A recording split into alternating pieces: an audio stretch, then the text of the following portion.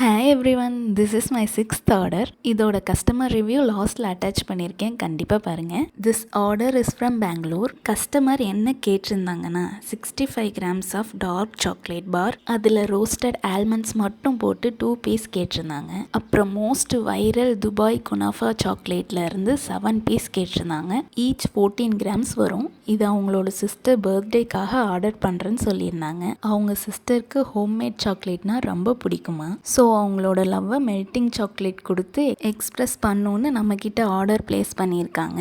நம்மளும் லவ்வோட பக்காவாக பேக் பண்ணி டிலே இல்லாமல் டைமுக்கு சென்ட் பண்ணிட்டோம் நம்ம ஸ்வீட் கஸ்டமருக்கு.